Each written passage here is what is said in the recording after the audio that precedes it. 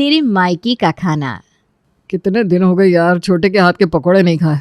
आज बारिश भी आई हुई है तो चाय के साथ पकौड़े मिल जाते तो मज़ा आ जाता। अरे क्यों नहीं भैया, अगर आपका चाय पकौड़े खाने का मन कर रहा है तो मैं अब भी चाय पकौड़े बना कर लाती हूँ। चाय पकौड़े खाने का तो मेरा भी मन कर रहा है यार। अब तुम पकौड़े बना ही रही हो ना, तो आलू और प्याज के साथ साथ पालक के पकौड़े भी बना लेना। और साथ में गोभी की भी बना लेना। बहुत दिन से गोभी के पकौड़े खाने का मन कर रहा था। आज तुम बना रही हो तो खा लूँगी। ठीक है भाभी, आप लोग बस थोड़ी देर वेट करो, मैं भी चाय के साथ पकौड़े बना कर लाती हूँ। गरिमा किचन में जाकर सबके लिए टेस्टी से चाय पकौड़े बनाकर लाती है। तभी चाय पकौड़े खाते हुए उसकी फ्रेंड नीतू का फ़ोन आता है। खाना पीना खाते हुए भी लोगों को चैन नहीं है। अब तेरे फ़ोन पर किसका फ़ोन आ गया? अरे नीतू है माँ। पूरा दिन तुम दोनों कॉलेज में एक साथ रहती हो, उसके बाद भी फ़ोन पर बात करने की ज़रूरत पड़ जाती है। हद है भाई। अरे भैया कुछ ज़रूरी काम होगा, जल्दी फ़ोन दीजिए ना वरना कॉल कट हो जाएगी। हाँ भाई हाँ, ये लो।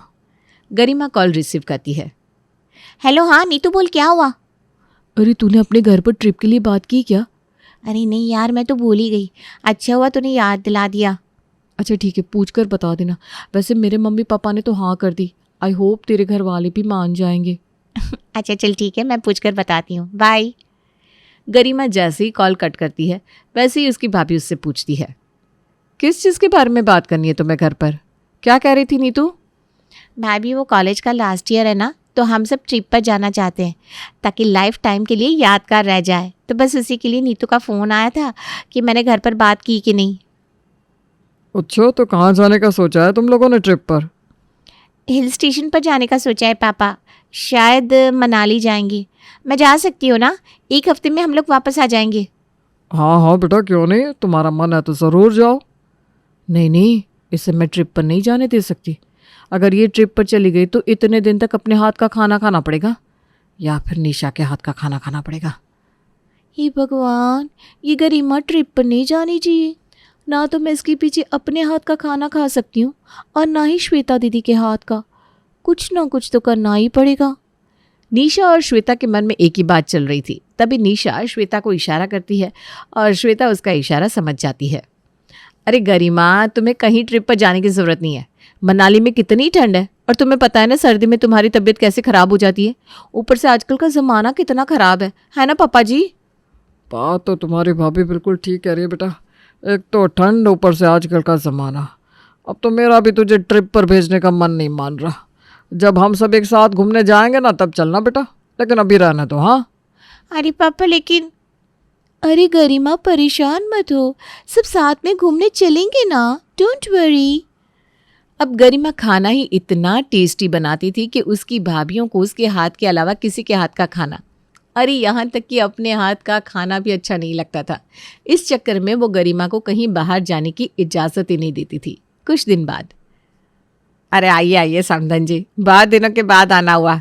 क्या बात है, राहुल की शादी कर रहे हो क्या? उसी का कार्ड देने आए हो लगता है। नहीं नहीं समधन जी, अभी तो ऐसी कोई बात नहीं है, लेकिन शायद जल्दी ही ये खुशखबरी भी मिल जाएगी।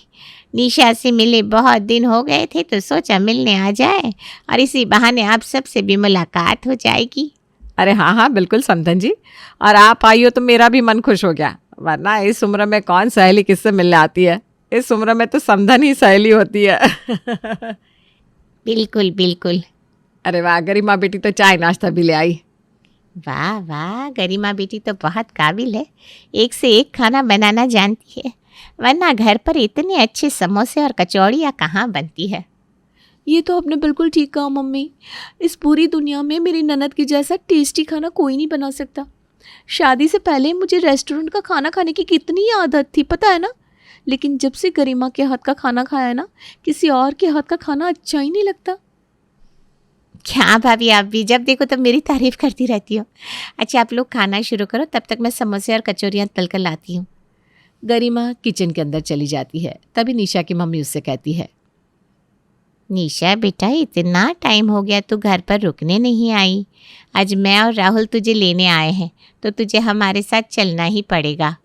हाँ बहू, थोड़ा बहुत समय अपने मायके वालों के साथ भी बिताना चाहिए। तो घर की बिल्कुल चिंता मत कर, श्वेता बहू और गरिमा मिलकर घर को संभाल लेंगे। तो आराम से अपने मायके जा। अरे यार, अगर मैं मायके चली गई तो गरिमा के हाथ का खाना खाने को नहीं मिलेगा। नहीं नहीं नहीं, मैं कहीं नहीं जाऊंगी। अरे क्या हो गया तुझे बेटा? इस तरह बुत बनकर क्यों खड़ी होगी? जा जल्दी से अपने और चिंटू के कपड़े पैक कर ले। माफ़ करना माँ, लेकिन अभी मैं रुकने नहीं आ सकती। अभी अगले महीने ही चिंटू के हाफ ईयरली एग्ज़ाम्स हैं, और पिछली बार ना उसकी परफॉर्मेंस बहुत ख़राब रही थी, तो मैं उसकी ट्यूशन की छुट्टी भी नहीं करवा सकती, और उसे छोड़कर भी ना तुम्हारे साथ नहीं चल सकती। उसके एग्ज़ाम्स के बाद मैं पक्का आऊँगी और कई दिन रुक कर भी जाऊँगी बस। मुझे अच्छी तरह पता है ये मायके जाने के लिए क्यों मना कर रही है, क्योंकि वहाँ पर इसे गरिमा के हाथ का खाना खाने को नहीं मिलेगा। खैर, मैं इसे भी क्या दोष दूँ, मैं खुद इस चक्कर में अपने मायके नहीं जाती। अरे दीदी, आपकी तो जब से शादी हुई है तब से आप घर पर आती नहीं हो, और आती भी हो तो जिस दिन आती हो उसी दिन वापस चली जाती हो। अब क्या करूँ राहुल, जिम्मेदारियाँ बढ़ गई है तो निभानी पड़ेगी ना। लेकिन मैं चिंटू के एग्ज़ाम्स के बाद पक्का आऊँगी। गरिमा के हाथ के खाने के चक्कर में निशा अपने मायके भी नहीं जाती। तो आप समझ ही सकते हैं कि गरिमा कितना टेस्टी खाना बनाती होगी, और उसकी दोनों भाभियाँ उसके हाथ के खाने की कितनी दीवानी होगी। कुछ दिन बाद, अरे क्या हो गया बेटा, आज इतनी सुस्त सुस्त कैसे लग रही है? पता नहीं मम्मी, थोड़ी तबीयत ख़राब लग रही है, बुखार जैसा लग रहा है, दवाई लेनी पड़ेगी। अच्छा, तो अपने कमरे में जाकर लेट जा, मैं तेरे लिए दवाई लेकर आती हूँ। गरिमा अपने कमरे में जाकर लेट जाती है और कौशल्या अपनी बहू श्वेता के कमरे में दवाई लेने के लिए जाती है। अरे बहू, तेरे पास बुखार की दवाई रखी है क्या? हाँ माँ जी, रखी तो है, लेकिन किसको बुखार हो गया? अरे बेटा, गरिमा को बुखार हो गया। मौसम थोड़ा ऐसा ही चल रहा है ना, तो लगता है इसीलिए हो गया। तेरे पास दवाई हो तो दे दे। हाँ मम्मी जी, देती हूँ। श्वेता अपनी सास को दवाई देती है, लेकिन उसके दिमाग में अब टेंशन हो जाती है। अरे यार, अगर गरिमा की तबीयत जल्दी से ठीक नहीं हुई तो उसके हाथ का खाना खाने को नहीं मिलेगा। हे भगवान, कृपा करो और मेरी ननद को जल्दी से ठीक कर दो। अरे कौन सी कृपा मांग रही हो दीदी भगवान से, ज़रा मुझे भी बता दो। अरे निशा, तुम भी आओ और भगवान से प्रार्थना करो कि गरिमा की तबीयत जल्दी से ठीक कर दे। उसे बुखार हो गया है।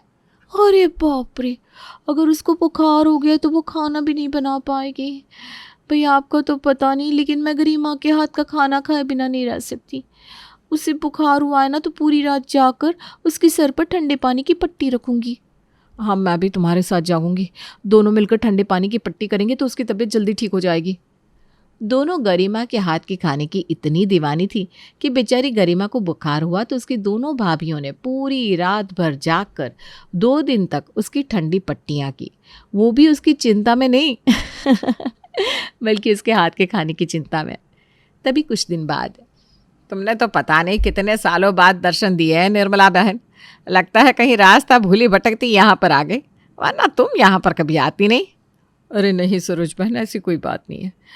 तुमने बताया था ना गरिमा की पढ़ाई पूरी हो गई है और अब तुम्हें उसकी शादी करनी है, तो मेरी नज़र में ना एक अच्छा रिश्ता है, तो सोचा इसी बारे में तुमसे बात करने के लिए आ जाऊँ। हाँ हाँ निर्मला, गरिमा की शादी तो करनी है, बस हम तो उसकी डिग्री पूरी होने का इंतज़ार कर रहे थे। अरे बाप रे, ये शादी का बम कहाँ से फूट रहा है। अगर ये शादी करके चलेगी तो फिर कहाँ रोज़ रोज़ इसके हाथ का खाना खाने को मिलेगा।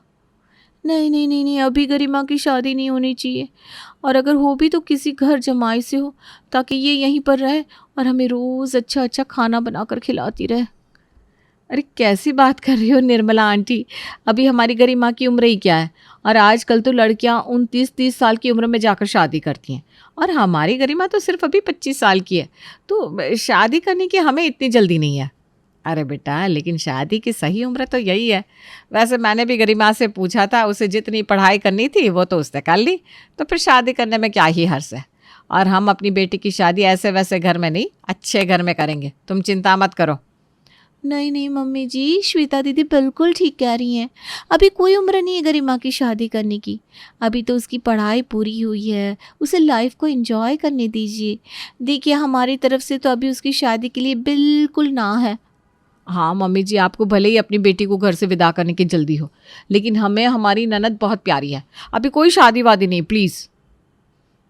अरे तुम दोनों भी ना, निर्मला बहन, इस बारे में बाद में बात करते हैं, वरना इन दोनों का बस चले ना तो ये मेरी बेटी की शादी ना होने दे। बिल्कुल बच्चे की तरह रखती है उसे। अरे जी बिल्कुल खरा सोना है, अगर हाथ से निकल गया तो दोबारा ऐसा रिश्ता नहीं मिलेगा। क्या आंटी जी, आप भी? हमारी गरिमा खरा सोना है, खरा सोना उसे कैसे नहीं मिलेगा? अब जब तुम दोनों उसके रिश्ते के लिए हाँ बोलोगे ही नहीं तो उसे कहाँ से खरा सोना मिलेगा। देखो सरोजबन, मैं तुम्हें साफ साफ बता रही हूँ, ऐसे रिश्ते ना रोज़ रोज़ चल कर नहीं आते। एक बार लड़के वालों से मिल लो, उसके बाद जैसा तुम्हारा मन चाहे। हे भगवान, ये निर्मला आंटी तो हाथ धोकर पीछे पड़ गई।